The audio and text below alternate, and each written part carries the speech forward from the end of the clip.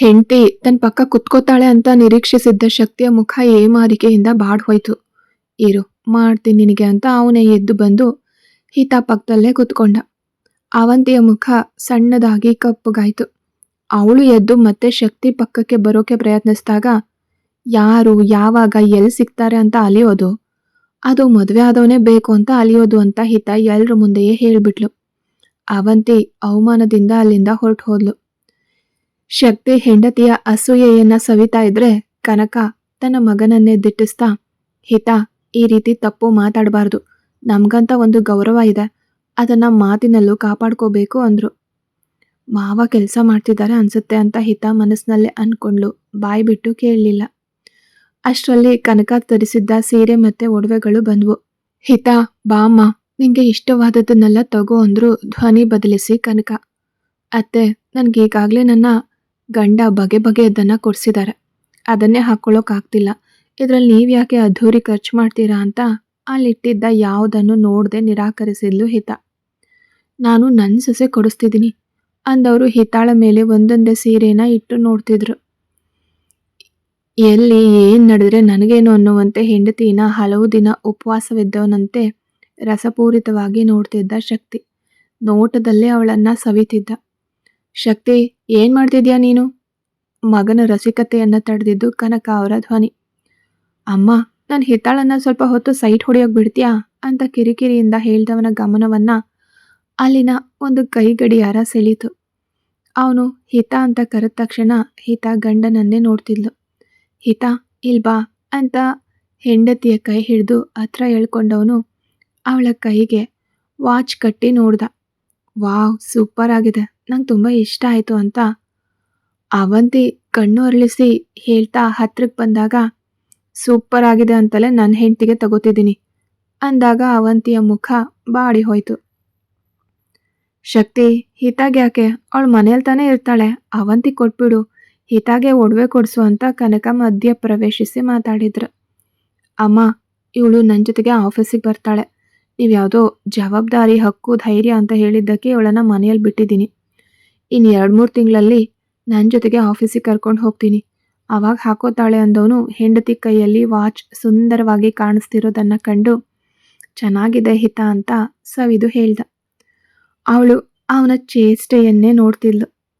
ತಾಯಿಯ ಮೇಲೆ ಕಣ್ಣು ಮುಚ್ಚಿದ ಪ್ರೀತಿ ಇದ್ರು ಹೆಂಡತಿಯನ್ನ ಬಿಟ್ಟು ಕೊಡದೆ ಮಾತಾಡಿದ್ದಕ್ಕೆ ಅವಳ ಕೋಪ ಸೂರ್ಯನನ್ನ ಕಂಡ ಮಂಜಿನಂತೆ ಕರಗಿ ಹೋಯ್ತು.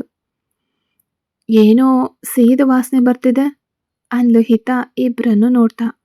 ಎಲ್ಲಿ ಹಿತ ಅಂತ ಶಕ್ತಿ ಏನೋ ಅರ್ಥ ಆಗದೆ ಕೇಳ್ದ. ಅಡ್ಗೆ ಮನೆಯಲ್ಲಿ ಏನು ಸೀತಿದೆ ಅಂತ ಗೊತ್ತಿಲ್ಲ, ನಾನು ಹೋಗಿ ನೋಡ್ತೀನಿ ಅಂತ ಶಕ್ತಿಯಿಂದ ಕೈ ಬಿಡಿಸ್ಕೊಳ್ಳೋಕೆ ಪ್ರಯತ್ನಿಸಿದ್ಲು ಹಿತ. ಅವಳ ಕೈ ಬಿಡದೆ ಗಟ್ಟಿಯಾಗಿ ಹಿಡ್ದವನು, ನೀನು ಈ ಮನೆಯಲ್ಲಿ ಪೂರ್ತಿ ಅಡ್ಗೆಯೊಳಾಗಿ ಬದಲಾಗ್ಬಿಟ್ಯಾ, ಅಷ್ಟೊಂದು ಕೆಲ್ಸದವ್ರು ಇದಾರಲ್ಲ, ಅವ್ರು ನೋಡ್ಕೋತಾರೆ, ನೀನು ನನ್ನ ಜೊತೆಯೇ ಇರು ಅಂದ ಹಠದಿಂದ. ಹಿತ ತನ್ನ ಅತ್ತೆಯನ್ನ ನಕಲಿ ನಗುವಿನಿಂದ ನೋಡಿದ್ಲು. ಹಿತ, ಅನುಗೂ ತಗೋ, ಅವಳು ಕೂಡ ನಮ್ಮನೆ ಹುಡುಗಿತಾನೆ, ಇಲ್ಲೋಡು ಇದೆಲ್ಲ ಅವಳಿಗೆ ಅಂತ ದೊಡ್ಡ ರಾಶಿಯನ್ನೇ ಇಟ್ರು. ಶಕ್ತಿ ತನ್ನ ತಾಯಿಯನ್ನ ಹೆಮ್ಮೆಯಿಂದ ನೋಡ್ದ. ಅತ್ತೆ, ನನಗಿಷ್ಟವಾಗಿರೋದನ್ನ ಯಾವಾಗಲೂ ಅವಳೇ ಆರಿಸ್ಕೋತಾಳೆ, ಇದುವರೆಗೆ ನಾನು ಅವಳಿಗಾಗಿ ಯಾವುದನ್ನು ಸೆಲೆಕ್ಟ್ ಮಾಡಿಲ್ಲ, ಅವಳು ಬಂದಾಗ ಕೊಡ್ಸಿ ಅಂತ ನಾಜೂಕಾಗಿ ನಿರಾಕರಿಸಿದ್ಲು ಹಿತ. ಅಮ್ಮ, ಹಿತ ಹೇಳ್ತಿರೋದು ಕೂಡ ಸರಿ, ಅನುಗೆ ಇಷ್ಟವಾದದ್ದನ್ನ ಅವಳೇ ಬಂದು ಸೆಲೆಕ್ಟ್ ಮಾಡ್ಕೊಳ್ಳಿ ಅಂದವನು ಹೆಂಡತಿಯನ್ನ ಎಳ್ಕೊಂಡು ರೂಮ್ ಕಡೆಗೆ ಹೋದ. ರೂಮ್ ಒಳಗಡೆ ಹೋಗಿ ಬಾಗ್ಲು ಹಾಕ್ದಾಗ, ಅಯ್ಯೋ ಇದೇನು ಅಭ್ಯಾಸ, ಎಲ್ರೂ ಕೆಳಗಡೆ ಇರೋವಾಗ್ಲೇ ಹೀಗೆ ಎಳ್ಕೊಂಡು ಬರೋದಾ ಅಂತ ಗಾಬರಿಯಾದ್ಲು ಹಿತ. ಅವಳನ್ನ ಗೋಡೆಗೆ ಅಂಟಿಸಿದವನು ಕ್ಷಣ ಕೂಡ ತಡ ಮಾಡದೆ ಅವಳ ತುಟಿಗಳನ್ನ ಒರಟಾಗಿ ಆವರಿಸ್ದ. ಗಂಡನ ಈ ಸ್ಪರ್ಶಕ್ಕೆ ಅವಳು ದಿಕ್ಕು ತೋಚದೆ ಹೋದ್ಲು. ಅವನ ಆಕ್ರಮಣ ಜಾಸ್ತಿ ಆದಾಗ ಗಂಡನನ್ನ ತಳ್ಳೋಕೆ ಪ್ರಯತ್ನಿಸಿದ್ಲು. ಅವಳ ಕೈ ಹಿಡಿದು ತನ್ನ ಸೊಂಟಕ್ಕೆ ಹಾಕ್ಕೊಂಡವನು ಇದು ನನ್ನ ಉಪವಾಸವನ್ನ ತೀರಿಸ್ಕೊಳ್ಳೋ ಹಾದಿ ಅನ್ನುವಂತೆ ಆವರಿಸ್ದ. ಇನ್ನೂ ಅವನನ್ನ ತಡೆಯೋಕೆ ಸಾಧ್ಯವಿಲ್ಲ ಅಂತ ತಿಳಿದವಳು ಅವನ ಕಾಲನ್ನ ತುಳಿದ್ಲು. ಏನೇ ಅಂತ ಕಿರಿಕಿರಿಯಿಂದ ಕೇಳ್ದ. ಅವರ ತುಟಿಗಳ ನಡುವೆ ಕೇವಲ ಒಂದು ಸೂಚಿಯಷ್ಟೇ ಅಂತರ ಇತ್ತು. ಬಿಡಿ ಅನ್ಲು ಹಿತ. ಮರುಕ್ಷಣ ಅವಳ ತುಟಿಯನ್ನ ಕಚ್ಚಿದವನು, ಯಾಕೆ ಹೀಗಾಡ್ತೀಯಾ, ಸ್ವಲ್ಪ ಆದ್ರೂ ಏನು ಅಂತ ಕೇಳ್ತೀಯಾ? ಅವನ ಕೈಗಳು ಅವಳ ಮೈಯನ್ನ ಅಳಿತಾ ಇದ್ವು. ಇನ್ನೂ ಕೋಪ ಕಡಿಮೆ ಆಗಿಲ್ವಾ ನಿನಗೆ ಅಂತ ಬೇಸರದ ಧ್ವನಿಯಲ್ಲಿ ಕೇಳ್ದ. ನಾನೇನು ಕೋಪ ಮಾಡ್ಕೊಂಡಿಲ್ವಲ್ಲ ಅಂತ ಅವಳು ಕೂಡ ಅಸಡ್ಡೆಯಿಂದ ಉತ್ತರಿಸಿದ್ಲು. ಅವಳು ಹಿಂಜರಿತಾ ನಿಂತಿದ್ರೆ ಹೆಂಡ್ತಿನ ಎತ್ಕೊಂಡು ಮಂಚದ ಕಡೆಗೆ ಹೋದ ಶಕ್ತಿ. ಅನು, ನಮ್ಮ ಮಗಳು ಹಿತ, ಸಣ್ಣ ಹುಡುಗಿನ ಹಾಸ್ಟೆಲ್ಗೆ ಸೇರಿಸಿದ್ದು ತಪ್ಪು. ಅವಳನ್ನು ನೋಡೋಕೆ ನಾನು ಹೋಗಿದ್ದೆ. ಎಲ್ಲರೂ ನನ್ನನ್ನು ಅನುಮಾನದಿಂದ ನೋಡ್ತಿದ್ದಾರೆ. ನಂಗೊಂಥರ ಅನ್ನಿಸ್ತು. ತಪ್ಪಲ್ವಾ ಅದು ಅಂದ ಶಕ್ತಿ. ಸತ್ಯ ಗೊತ್ತಾದಾಗ ನಿಮಗೆ ತಿಳಿಯುತ್ತೆ ಅಂತ ಅವನು ಮಾತಾಡ್ತಿರೋವಾಗಲೇ ಮಧ್ಯದಲ್ಲಿ ಹೇಳಿದ್ಲು ಹಿತ. ಯಾವ ಸತ್ಯ ಅಂತ ಶಕ್ತಿ ಕೇಳಿದ್ರು ಹಿತ ಸುಮ್ಮನಾದ್ಲು. ಅವಳು ಹೇಳೋಕೆ ಇಷ್ಟಪಡದೇ ಇದ್ದಿದ್ದನ್ನ ಕೆತ್ಕೋಕ್ಕೂ ಇಷ್ಟಪಡದ ಶಕ್ತಿ ಮುಟ್ತಾ ಇದ್ದಂತೆ ಅವಳು ಪೂರ್ತಿಯಾಗಿ ಕರಗಿ ಹೋದ್ಲು. ಶಕ್ತಿ ಅಂತ ಮೆಲ್ಲಗೆ ಕರೆದ್ಲು ಹಿತ. ಮರುಕ್ಷಣವೇ ಇಬ್ಬರ ನಡುವೆ ಪ್ರೇಮದ ಯುದ್ಧ ಆರಂಭವಾಯಿತು. ಕನಕ ಇಬ್ಬರನ್ನ ಬೇರ್ಪಡಿಸೋಕೆ ಬಲವಾದ ಪ್ಲಾನ್ ಹಾಕತೊಡಗಿದ್ರು. ದಿನಗಳು ಕಳೀತಾ ಹೋದ್ವು. ಶಕ್ತಿಗೆ ಸತ್ಯವನ್ನ ಅರ್ಥ ಮಾಡ್ಸೋಕೆ ಹಿತಯಿಂದ ಸಾಧ್ಯವೇ ಆಗ್ಲಿಲ್ಲ. ಕನಕ ತುಂಬಾ ಚಾಕಚಕ್ಯತೆಯಿಂದ ನಟಿಸ್ತಿದ್ರು. ತಂಗಿಯನ್ನ ಬೇರೆಯಾಗಿ ಬಿಟ್ಟಿದ್ದು ಹಿತಾಳನ್ನ ಬಹಳವಾಗಿ ಕಾಡ್ತಿತ್ತು. ಮನೆ ಕೆಲಸ, ಮಾನಸಿಕ ಒತ್ತಡ ಎಲ್ಲವೂ ಅವಳನ್ನ ದೈಹಿಕವಾಗಿ ಕುಗ್ಗಿಸಿತ್ತು. ಎಲ್ಲದರ ನಡುವೆ ಅಂದು ವಿದೇಶದಿಂದ ಕನಕ ಅವರ ಫ್ರೆಂಡ್ ಬಂದಿದ್ಲು. ಹಿತ ಕುಡಿಯೋಕೆ ಕಾಫಿ ತಗೊಂಡ್ ಬಾ ಅಂತ ಅಧಿಕಾರದಿಂದ ಹೇಳಿದ್ರು ಕನಕ. ಹಿತ ಬೆಳಗ್ಗೆಯಿಂದ ತುಂಬಾ ಸುಸ್ತಾಗಿದ್ಲು. ಮಲಗಿ ನಿದ್ರೆ ಮಾಡ್ಬೇಕು ಅನ್ನಿಸ್ತಿತ್ತು. ಆದ್ರೆ ಕನಕ ಮಲಗೋಕು ಬಿಡೋದಿಲ್ಲ ಅನ್ನೋ ಚೆನ್ನಾಗಿ ಗೊತ್ತಿತ್ತು. ಗಂಡ ಬರುವವರೆಗೆ ತನ್ನ ಸ್ಥಿತಿ ಹೀಗೆ ಅಂತ ನೊಂದ್ಕೊಳ್ತಾ ಕಾಫಿ ತಂದ್ಲು. ಯಾರೇ ಇದು ಕನಕ ಅಂತ ಕೇಳಿದ್ಲು ಕನಕ ಫ್ರೆಂಡ್. ತಂಗಿಯ ಓದಿಗೆ ಸಹಾಯ ಕೇಳಿ ನಮ್ಮ ಮನೆಯಲ್ಲಿ ಕೆಲ್ಸಕ್ಕೆ ಸೇರಿದ ಹೊಸ ಅಡುಗೆ ಉಳಿಯವಳು ಅಂತ ಕಿಂಚಿತ್ತು ಯೋಚಿಸ್ದೆ ಎಲ್ರ ಮುಂದೆಯೇ ಹಿತಾಳನ್ನ ಕೆಲಸದವಳು ಅಂತ ಕರೆದ್ರು ಕನಕ. ಹಿತಾಗೆ ಇದು ಜೀವನದ ದೊಡ್ಡ ಅವಮಾನ ಆಗಿತ್ತು. ಕೋಪ ಮತ್ತೆ ಅಸಹಾಯಕತೆ ಒಂದೇ ಬಾರಿಗೆ ನುಗ್ಗಿ ಬಂದ್ವು. ಅಳಬಾರ್ದು ಅನ್ಕೊಂಡ್ರು ಕಣ್ಣೀರು ಅಣೆಕಟ್ಟು ಒಡೆದಂತೆ ಹರಿತು. ಹಿತ ತಲೆ ಎತ್ತಿ ನೋಡಿದಾಗ ಅಲ್ಲಿ ಕೆಲಸ ಮಾಡ್ತಿದ್ದವರೆಲ್ಲ ಅವಳನ್ನೇ ತುಂಬಾ ಬೇಸರದಿಂದ ನೋಡ್ತಿದ್ರು. ಮನಸ್ಸಿಗೆ ತುಂಬಾನೇ ಕಷ್ಟ ಆಗಿ ಇಡೀ ದೇಹಕ್ಕೆ ಅಪಮಾನ ಆದ ಹಾಗೆ ಅವಳಿಗೆ ಅನ್ನಿಸ್ತು. ತುಂಬಾ ಸುಸ್ತು ಮತ್ತೆ ಮಾನಸಿಕ ಬೇಸರದಿಂದ ಅವಳು ಅಲ್ಲೇ ಪ್ರಜ್ಞೆ ತಪ್ಪಿ ಬಿದ್ಲು. ಹಿತ ಮತ್ತೆ ಕಣ್ಣು ಬಿಟ್ಟು ನೋಡಿದಾಗ ಅವಳ ರೂಮ್ನಲ್ಲಿ ಅವಳ ಮಂಚದ ಮೇಲೆ ಮಲಗಿದ್ಲು. ಡಾಕ್ಟರ್ ಅವಳನ್ನ ಚೆಕ್ ಮಾಡ್ತಾ ಇದ್ರು. ಡಾಕ್ಟರ್, ನನಗೇನಾಯ್ತು ಅಂತ ಗಾಬರಿಯಿಂದ ಕೇಳಿದ್ಲು ಹಿತ. ಕಂಗ್ರ್ಯಾಚುಲೇಷನ್ಸ್ ಹಿತ, ನೀನು ಅಮ್ಮ ಆಗ್ತಿದ್ಯಾ, ಪ್ರೆಗ್ನೆಂಟ್ ಇದೆಯಾ ಅಂತ ಅವರು ಸಂತೋಷದಿಂದ ಹೇಳಿದ್ರು. ಡಾಕ್ಟರ್ ಹೇಳಿದ್ದನ್ನ ಕೇಳಿ ಹಿತ ಪಟ್ಟಿದ್ದ ಕಷ್ಟಗಳೆಲ್ಲ ಮಾಯ ಆದ ಹಾಗೆ ಅನಿಸ್ತು ಅವಳಿಗೆ. ಆದ್ರೆ ಕನಕ ಕಿವಿಗೆ ಇದು ಕಾಯಿಸಿದ ಸೀಸ ತಂದು ಸುರಿದ ಹಾಗಿತ್ತು. ಅವರ ಮುಂದಿನ ಪ್ಲಾನ್ ಇಬ್ಬರ ಅಗಲಿಕೆಗೆ ದಾರಿ ಮಾಡಿ ಕೊಟ್ಟಿತ್ತು. ಹಿತ ಸಂತೋಷದ ತುತ್ತ ತುದಿಯಲ್ಲಿದ್ಲು. ತನ್ನ ಹೊಟ್ಟೆಯಲ್ಲಿ ಬೆಳೀತಾ ಇರೋ ಮಗುವಿನ ಬಗ್ಗೆ ತನ್ನ ಗಂಡನಿಗೆ ತಂಗಿಗೆ ಹೇಳಬೇಕು ಅನ್ನೋ ಆಸೆಯಿಂದ ಎದ್ದು ತನ್ನ ಫೋನ್ ಕೈಗೆ ತಗೊಂಡ್ಲು. ಏನೋ ಪ್ರೆಗ್ನೆಂಟ್ ಅಂತ ತುಂಬಾ ಖುಷಿಯಾಗಿದ್ಯಾ ಅಂದ್ರು ಕನಕ. ಹಿತ ಈಗ ಇರೋ ಸಂತೋಷದ ಮೂಡ್ ಹಾಳು ಮಾಡ್ಕೋಬಾರ್ದು ಅಂತ ಕನಕ ಪ್ರಶ್ನೆಗೆ ಉತ್ತರ ಕೊಡದೆ ಸುಮ್ಮನಿದ್ಲು. ಹಿತ ಕನಕನ ಇಗ್ನೋರ್ ಮಾಡಿದ್ದು ಕನಕ ಕೋಪನ ಇನ್ನಷ್ಟು ಜಾಸ್ತಿ ಮಾಡ್ತು. ಇದ್ಯಾರ ಮಗು, ಯಾರ ಹತ್ರ ಮಗು ಮಾಡ್ಕೊಂಡು ಬಂದೆ ಅಂತ ಮೆಲ್ಲಗೆ ಕೇಳಿದ್ರು ಕನಕ. ಆ ಮಾತನ್ನ ಕೇಳಿದ ಹಿತಾಳ ತಾಳ್ಮೆ ನಿಧಾನವಾಗಿ ಎಲ್ಲವೂ ಪುಡಿ ಪುಡಿಯಾಗಿ ಕನಕಗೆ ಹೊಡೆಯೋಕೆ ಕೈ ಎತ್ತಿದಾಗ ಅವಳ ಕೈಯನ್ನ ಶಕ್ತಿ ತಡೆದು ಹಿಡ್ದ. ಶಕ್ತಿಯ ಮುಖ ಮತ್ತೆ ಕಣ್ಣುಗಳು ಕೋಪದಿಂದ ಕೆಂಡದಂತೆ ಕೆಂಪುಗಾಗಿದ್ವು. ಹಿತ ಶಾಕ್ ಆದ್ರು. ತನ್ಗೋಸ್ಕರ ಗಂಡ ಬಂದಲ್ಲ ಅಂತ ಸಂತೋಷ ಪಟ್ಲು. ಅವರು ತನ್ನ ಮೇಲೆ ಹಾಕಿದ ಕೆಸರನ್ನ ಗಂಡನಿಗೆ ತಿಳಿಸ್ಬೇಕು ಅನ್ಕೊಂಡು ನಿಮ್ಮಮ್ಮ ಅಂತ ಹಿತ ಶುರು ಮಾಡುವಾಗ್ಲೇ ಪಟಾರ್ ಅನ್ನೋ ಸೌಂಡ್ ಕಿವಿ ಸೀಳೋ ಹಾಗೆ ಕೇಳಿಸ್ತು. ಶಕ್ತಿ ಹೊಡೆದ ಹೊಡೆತಕ್ಕೆ ಹಿತ ತೂರಾಡಿ ಕೆಳಗಡೆ ಬಿದ್ಲು. ಬಿದ್ದ ವೇಗಕ್ಕೆ ಹೊಟ್ಟೆ ನೋವಾಗಿ ತನ್ನನ್ನೇ ಅರಿಯದೆ ಅವಳ ಕೈಗಳು ಹೊಟ್ಟೆಯನ್ನ ಹಿಡ್ಕೊಂಡ್ವು. ಅವಳಿಗೆ ಈ ಕ್ಷಣದವರೆಗೂ ತನ್ನ ಗಂಡ ತನ್ನನ್ನು ಹೊಡೆದ ಅನ್ನೋದನ್ನೇ ನಂಬೋಕಾಗ್ತಿರ್ಲಿಲ್ಲ. ಅದಕ್ಕಿಂತ ಹೆಚ್ಚಾಗಿ ತನ್ನ ಹತ್ರ ಒಂದು ಮಾತು ಕೂಡ ಕೇಳದೆ ಅವನೇ ಏನೋ ಡಿಸೈಡ್ ಮಾಡಿ ಕೈ ಮಾಡಿದ್ದನ್ನ ಜೀರ್ಣಿಸ್ಕೊಳ್ಳೋಕೆ ಆಗ್ಲಿಲ್ಲ ಹಿತಾಗೆ. ನನ್ನ ಕಣ್ಮುಂದೆನೆ ನನ್ನ ಅಮ್ಮನಿಗೆ ಕೈ ಮಾಡೋಕ್ ಬರ್ತೀಯಾ? ನಿಂಗೆಷ್ಟು ಸಲ ಹೇಳಿದ್ದೀನಿ ನನ್ನ ಅಮ್ಮ ನನ್ನ ಪ್ರಾಣ ಅಂತ. ಅವರಿಗೆ ಅವಮಾನ ಆಗೋ ಹಾಗೆ, ಬೇಸರ ಆಗೋ ಹಾಗೆ ನಡ್ಕೋಬೇಡ ಅಂತ. ಅವಂತಿ ಮುಂಚೆನೆ ಹೇಳಿದ್ಲು, ನೀನು ಅಮ್ಮನನ್ನ ನಡ್ಸ್ಕೊಳ್ಳೋ ರೀತಿನೇ ಸರಿಯಿಲ್ಲ ಅಂತ.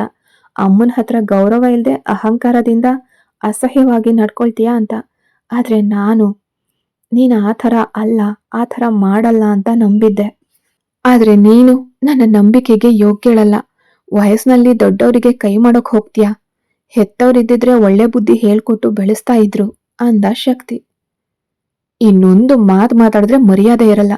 ನನ್ನ ಹೆತ್ತವ್ರ ಬಗ್ಗೆ ಮಾತಾಡೋಕೆ ನಿಮಗೇನ್ ಯೋಗ್ಯತೆ ಇದೆ? ಫಸ್ಟು ನಿಮ್ಮಮ್ಮನ್ನ ನೋಡಿ. ಇಡೀ ಅಸಹ್ಯನೂ ನಿಮ್ಮಮ್ಮನೇ. ಅವ್ರು ಬೆಳೆಸಿದ ಗುಣದಲ್ಲಿ ನೀವು ಮಾತ್ರ ಹೆಂಗೆ ನ್ಯಾಯವಾಗಿರ್ತೀರಾ ಅಂತ ಬೇಸರ ತಡೆಯೋಕಾಗದೆ ಸಿಡಿದು ಬಿದ್ಲು ಹಿತ. ಶಕ್ತಿ, ನನಗೆ ಅವಮಾನ ಬೇಕಿತ್ತ? ನನಗೋಸ್ಕರ ನಿಮ್ಮಿಬ್ರಿಗೂ ಜಗಳ ಬೇಡ ಕಣೋ. ಹಿತ ಎಲ್ಲಿದ್ದಾಳೆ ಅಂತ ಹುಡ್ಕೊಂಡ್ ಬಂದೆ. ಅವಳು ಮಲಗಿದ್ಲು. ನಾನೇ ಅವಳ ನಿದ್ರೆ ಹಾಳು ಮಾಡ್ದೆ. ನಮ್ಮನೆ ಹುಡುಗಿ ತಾನೇ, ಹೊಡೆದ್ಬಿಟ್ಲು. ಹೋಗ್ಲಿ ಬಿಡು, ನೀನು ಜಗಳ ಮಾಡ್ಕೋಬೇಡ ಅಂತ ಕನಕ ಬರ್ದಿರೋ ಕಣ್ಣೀರನ್ನ ಸುಳ್ಳಾಗಿ ಒರೆಸ್ಕೊಳ್ತಾ ನಾಟಕ ಆಡಿದ್ರು. ನಾಟಕ ಮಾಡಬೇಡಿ ನೀವು, ಈ ತರ ನಾಟಕ ಮಾಡಬೇಡಿ, ನೋಡೋಕ್ ಅಸಹ್ಯವಾಗಿರುತ್ತೆ ಅಂತ ಹಿತ ಕನಕ ಹತ್ರ ಹೋಗುವಾಗ ಶಕ್ತಿ ಹಿತ ಮುಂದೆ ಬಂದು ನಿಂತ. ನೀನೇ ನಾಟಕ ಮಾಡ್ತಿರೋದು. ಇಷ್ಟ ದಿನ ನಾಟಕ ಮಾಡ್ಕೊಂಡೇ ಇದೆಯಾ. ನನ್ನ ಫ್ಯಾಮಿಲಿ ನಿನ್ ಫ್ಯಾಮಿಲಿ ತರ ಅಂದೆ, ಆದ್ರೆ ನಾಟಕ ಮಾಡ್ತಿದ್ಯಾ ಅಂದ ಶಕ್ತಿ. ಹಿತ ಗಂಡನನ್ನ ನೋಡಿ ತುಂಬಾ ನೊಂದು ಹೋದ್ಲು. ಇವನಿಗಿನ್ಮೇಲೆ ಅರ್ಥ ಮಾಡಿಸೋದು ವೇಸ್ಟ್ ಅಂತ ಅನ್ನಿಸ್ತು ಅವಳಿಗೆ. ಮಾತುಗಳನ್ನ ವಾಪಸ್ ತಗೊಳ್ಳೋಕೆ ಆಗದಷ್ಟು ಆಡಿದ್ನಲ್ಲ ಅವನು. ಶಕ್ತಿ, ನೀನು ಸ್ವಲ್ಪ ಸುಮ್ನಿರು. ಅವಳೇನೋ ಕೋಪದಲ್ಲಿ ಕಿರ್ಚ್ತಾ ಇದ್ದಾಳೆ. ಇದು ಅವಳ ಮನೆ ಅಲ್ವಾ? ನೀನು ಮನೆಯಿಂದ ಆಚೆ ಹೋಗು ಅಂತ ಹೇಳಿದ್ರು ನಾನು ಹೋಗ್ಲೇಬೇಕು. ಕುತ್ತಿಗೆ ಹಿಡಿದು ತಳ್ಳಿದ್ರು ತಪ್ಪಿಲ್ಲ. ಅದಕ್ಕೋಸ್ಕರ ನಿನ್ ಲೈಫ್ ಹಾಳು ಮಾಡ್ಕೋಬೇಡ. ಹಿತ ಸ್ವಲ್ಪ ಕೋಪದ ಸ್ವಭಾವದವಳು, ಆದ್ರೆ ನಿನ್ ಹತ್ರ ಕೋಪ ಮಾಡ್ಕೊಳ್ದೆ ಪ್ರೀತಿಯಿಂದ ಇದ್ದಾಳೆ. ನನಗಷ್ಟೇ ಸಾಕು. ನೀನ್ ಖುಷಿಯಾಗಿದ್ರೆ ಸಾಕು ನನಗೆ. ಬಿಡು ಹೋಗೋಣ ಅಂತ ನಯವಂಚಕತನದಿಂದ ಮಗನ ಮನಸ್ಸಿನಲ್ಲಿ ವಿಷ ತುಂಬಿದ್ರು ಕನಕ. ಇವಳು ನಿಮ್ಮನ್ನ ಕುತ್ತಿಗೆ ಹಿಡಿದು ಆಚೆ ತಳ್ತಾಳ, ಮನೆಯಿಂದ ಹೊರಗಡೆ ಹಾಕ್ತಾಳ. ಅದಕ್ಕೆ ಇವಳಿಗೆ ಏನ್ ಯೋಗ್ಯತೆ ಇದೆ? ಅನಾಥೆ ಇವಳು, ಕೇಳೋಕೆ ಯಾರು ಇಲ್ದವಳು, ಆಶ್ರಯ ಕೊಡೋಕೆ ಯಾರು ಇಲ್ದವಳು. ಇವಳು ನಮ್ಮನ್ನಾಚೆ ಹಾಕ್ತಾಳ. ತಾಯಿ ಮೇಲಿರೋ ಅತಿಯಾದ ಪ್ರೀತಿಯಲ್ಲಿ ಮಾತುಗಳನ್ನ ಆಸಿಡ್ ತರ ತೂರಿದ ಶಕ್ತಿ. ಪ್ರಾಣಕ್ಕಿಂತ ಹೆಚ್ಚಾಗಿ ಪ್ರೀತಿಸ್ತವಳನ್ನ, ತನ್ನನ್ನೇ ನಂಬಿ ಬಂದವಳನ್ನ, ತನ್ನ ಮಗುವನ್ನ ಹೊತ್ತಿರೋಳನ್ನ ತಾಯಿಗೋಸ್ಕರ ಕೀಳಾಗಿ ಮಾತಾಡಿ ಹಿತಾಳನ್ನ ಪುಡಿ ಪುಡಿ ಮಾಡ್ದ ಶಕ್ತಿ. ಗಂಡನ ಇನ್ನೊಂದು ಮುಖ ನೋಡಿ ಹಿತಾಗೆ ಅಸಹ್ಯ ಅನ್ನಿಸ್ತು. ಇವನ್ ಜೊತೆನ ಇಷ್ಟು ದಿನ ಬಾಳಿದ್ದು ನಾನು. ಇವನನ್ನ ಪ್ರಾಣ ಅನ್ಕೊಂಡು ಇಷ್ಟೊಂದು ಕಷ್ಟಗಳನ್ನ ತಡ್ಕೊಂಡಿದ್ದು. ಇವನ್ಗೋಸ್ಕರನ ನನ್ನ ತಂಗಿನ ದೂರ ಮಾಡಿದ್ದು. ಛೀ, ತಾಯಿ ತರಾನೇ ತಾನೆ ಮಗನೂ ಇರ್ತಾನೆ. ತಾಯಿ 10 ಅಡಿ ಹಾರಿದ್ರೆ ಮಗ 16 ಅಡಿ ಹಾರ್ತಿದ್ದಾನೆ. ಅವ್ರು ಆಡಿದ ಮಾತಿಗಿಂತ ಜೊತೆಯಲ್ಲೇ ಇದ್ದು ಪ್ರೀತಿ ಮಾತಾಡಿ ನಂಬಿಸ್ತವನು ಇನ್ನು ಭೀಕರವಾಗಿ ಮಾತಾಡಿದಾನೆ. ಅವನು ಆಡಿದ ಮಾತುಗಳಿಗೆ ಆ ಹೆಣ್ಣಿನ ಮನಸ್ಸು ಬೆಂದು ಹೋಯ್ತು. ಏನೇ ಹಂಗ್ ನೋಡ್ತಿದ್ಯಾ? ತಪ್ಪು ಮಾಡಿದ್ರೆ ಶಿಕ್ಷೆ ಸಿಗ್ಲೇಬೇಕು, ಇಲ್ಲ ಅಂದ್ರೆ ತಿದ್ಕೊಳ್ಳಲ್ಲ. ಇನ್ಮೇಲೆ ಈ ತರ ತಪ್ಪು ಮಾಡ್ಲೇಬಾರ್ದು ನೀನು. ನಮ್ಮ ಅಮ್ಮನ ಎದುರು ಧ್ವನಿ ಕೂಡ ಎತ್ತಬಾರ್ದು ಅಂತ ಮಾತಾಡ್ತಾ ಇದ್ದವನು ಹೆಂಡತಿಯ ಕುತ್ತಿಗೆ ಹಿಡಿದು ಎಳ್ಕೊಂಡ್ ಬಂದು ಮನೆಯಿಂದ ಆಚೆಗೆ ತಳ್ಳಿಬಿಟ್ಟ. ಸುರಿಯೋ ಮಳೆಯಲ್ಲಿ ಬೆನ್ನಿಗೆ ಆದ ಶಾಕ್ನಿಂದ ಪ್ರಾಣ ಮಾತ್ರ ಹೋಗ್ಬಾರ್ದು ಅಂತ ತನಗೆ ತಾನೇ ಹೇಳ್ಕೊಂಡು ಜೋರಾಗಿ ಬರ್ತಾ ಇರೋ ಮಳೆಯಲ್ಲಿ ಹಾಗೆ ಬಿದ್ಕೊಂಡ್ಲು ಹಿತ. ಎದ್ದು ನಿಲ್ಲೋಕು ಅವಳ ದೇಹದಲ್ಲಿ ಶಕ್ತಿ ಇರಲಿಲ್ಲ. ನಿಜವಾಗ್ಲೂ ಮಾತಾಡಿದ್ದು ನಡ್ಕೊಂಡಿದ್ದು ತನ್ನ ಗಂಡನೇನ ಹೀಗೆಲ್ಲ ಅನ್ನೋ ಡೌಟ್ ಬಂತು ಹಿತಾಗೆ. ಆ ಪರಿಸ್ಥಿತಿಯಲ್ಲೂ ತನ್ನ ಮಗುವಿಗೇನೂ ಆಗ್ಬಾರ್ದು ಅಂತ ಹೊಟ್ಟೆಯನ್ನ ಹಿಡ್ಕೊಂಡೇ ಎದ್ದು ನಿಂತ್ಲು. ಇಲ್ಲೇ ನಿಲ್ಲು, ಮನೆ ಒಳಗಡೆ ಬರಬಾರ್ದು, ಅದಕ್ಕೆ ನಿನ್ಗೆ ಯೋಗ್ಯತೆನೇ ಇಲ್ಲ ಅಂತ ಮನಸ್ಸಾಕ್ಷಿ ಇಲ್ಲದೆ ಹೇಳಿ ಒಳಗಡೆ ಹೊರಟು ಹೋದ ಶಕ್ತಿ. ತನ್ನ ಮುಖಕ್ಕೆ ಕೊಳಚೆ ತಂದು ಸುರಿದ ಹಾಗೆ ಅನಿಸ್ತು. ಗಂಡನ ಬೆನ್ನನ್ನೇ ದಿಟ್ಟಿಸಿ ನೋಡ್ತಾ ನಿಂತಿದ್ಲು ಹಿತ. 5 ನಿಮಿಷ ಕೂಡ ಸಂತೋಷವಾಗಿ ಇರೋಕ್ಕಾಗ್ಲಿಲ್ಲ. ಎಲ್ಲಾ ಸಂತೋಷ ನೆಮ್ಮದಿಯನ್ನ ಕೊಟ್ಟವನೇ ಕಿತ್ಕೊಂಡ. ಒಣಗಿದ ನದಿಯಂತೆ ಅನ್ನಿಸ್ತು ಹಿತಾಗೆ. ತಾಯಿ ಮೇಲೆ ಪ್ರೀತಿ ಇರೋ ತಪ್ಪಲ್ಲ, ಆದ್ರೆ ಹೆಂಡತಿ ಮೇಲೆ ನಂಬಿಕೆ ಇಲ್ಲದೆ ಇರೋದು ಪಾಪ. ಅಷ್ಟೊಂದು ತಾಯಿ ಶ್ರೇಷ್ಠ ಅನ್ಸಿದ್ರೆ ಮದುವೆನೇ ಮಾಡ್ಕೊಳ್ದೆ ತಾಯಿಗೋಸ್ಕರನೇ ಬದುಕಬೇಕಿತ್ತು ಅಂತ ಅನ್ನಿಸ್ತು. ಅಳೋಕು ಆಗ್ತಾ ಇರ್ಲಿಲ್ಲ ಅವಳಿಗೆ. ಭಾವನೆಗಳೇ ಸತ್ತು ಹೋದ ಹಾಗೆ ಇತ್ತು. ಜೋರಾಗಿ ಸುರಿಯೋ ಮಳೆ ಕೂಡ ಕಡಿಮೆ ಆಗ್ಲಿಲ್ಲ. ಅವಳ ಮನಸ್ಥಿತಿಯನ್ನ ಆಕಾಶ ಅರ್ಥ ಮಾಡ್ಕೊಂಡ ಹಾಗೆ ಇತ್ತು. ಅವಳಿಗೋಸ್ಕರ ಆಕಾಶವೇ ಅಳ್ತಾ ಇತ್ತು. ಶಕ್ತಿ ಕಿಟಕಿಯಿಂದ ಕೂಡ ಹೆಂಡತಿನ ಇಣಕಿ ನೋಡ್ಲಿಲ್ಲ. ಯಾಕಾಗಿ ನಿಂತಿದ್ದಾಳೆ ಅಂತ ಗೊತ್ತಿಲ್ಲದೆ ಗೊಂಬೆ ತರ ಗಂಟೆಗಟ್ಲೆ ನಿಂತಿದ್ಲು ಹಿತ. ಅಮರೇಶ್ ಹೋರಾಡಿ ನೋಡಿ ಸಾಕಾಗಿ ಹೋದ್ರು. ಶಕ್ತಿ ಯಾರ ಮಾತನ್ನು ಕೂಡ ಕೇಳ್ತಾ ಇರಲಿಲ್ಲ. ಮಗನ ಮೂರ್ಖತನದ ಮೇಲೆ ಕೋಪ ಜಾಸ್ತಿ ಆಯ್ತು ಅಮರೇಶ್ಗೆ. ಅವರು ಹಿತ್ತಾಳನ್ನ ಒಳಗಡೆ ಕರೆಯೋಕೆ ಬಂದರು. ಆದರೆ ಅವಳು ಕಲ್ಲಿನ ಗೊಂಬೆ ಹಾಗೆ ಆಗಿದ್ಲು. ಯಾವುದೇ ಭಾವನೆ ತೋರಿಸ್ಲಿಲ್ಲ, ಬಾಯಿ ಬಿಟ್ಟು ಮಾತಾಡಲೂ ಇಲ್ಲ. ಗಂಡ ಬರ್ತಾ ಇರೋದನ್ನ ನೋಡಿ ಕನಕ ಆಚೆ ಬಂದರು. ನಿನಗೆ ಇನ್ನೂ ಸಾವು ಬಂದಿಲ್ವಾ? ಸ್ವಲ್ಪನೂ ಅಸಹ್ಯ ಇಲ್ಲದೆ ಮನೆ ಬಾಗ್ಲಲ್ಲೇ ನಿಂತಿದ್ಯಾ? ನಾನು ಹೇಳಿದ್ದು ನಿಜಾನೇ ಅನ್ಸುತ್ತೆ.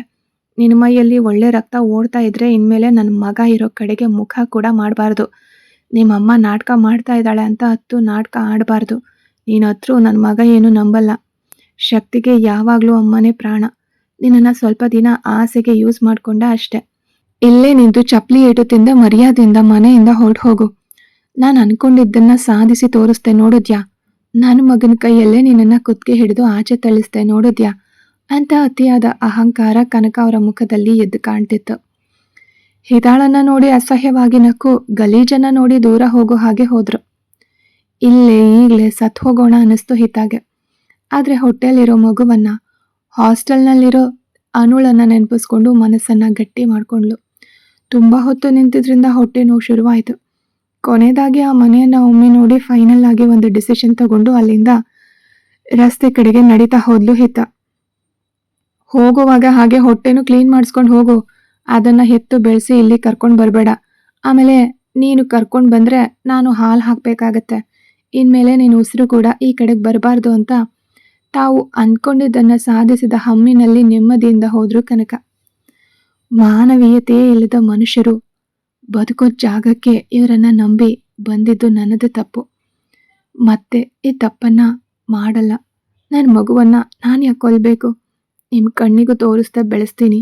ಇನ್ಮೇಲೆ ನನಗೂ ನನ್ನ ಮಕ್ಕಳಿಗೂ ಇವರು ಮೂರನೇ ಮನುಷ್ಯರು ಅನ್ನೋ ನಿರ್ಧಾರದಿಂದ ಆ ಕತ್ತಲಲ್ಲಿ ಮಳೆಯನ್ನ ಕೂಡ ಲೆಕ್ಕಿಸದೆ ಹೊರಟು ಹೋದ್ಲು ಹಿತ. ಇದನ್ನೆಲ್ಲ ವಿಡಿಯೋದಲ್ಲಿ ಚಿರಾಂತ್ ಬಾಯಿಂದ ಕೇಳಿ ಶಕ್ತಿ ಕಣ್ಣುಗಳಿಂದ ಕಣ್ಣೀರು ಧಾರೆ ಧಾರೆಯಾಗಿ ಹರಿತಿತ್ತು. ಅಂದು ಹೆಂಡತಿಯ ಮೇಲೆ ಕೋಪದಲ್ಲಿ ಆಡಿದ ಮಾತುಗಳು ಅವನನ್ನು ಸುಡ್ಲಿಲ್ಲ. ಆದರೆ ಇಂದು ಚಿರಾಂತ್ ಬಾಯಿಂದ ಅದೇ ಮಾತುಗಳನ್ನು ಕೇಳುವಾಗ ಇಡೀ ದೇಹ ಅಸಹ್ಯದಿಂದ ಮುದುಡಿ ಹೋಯಿತು.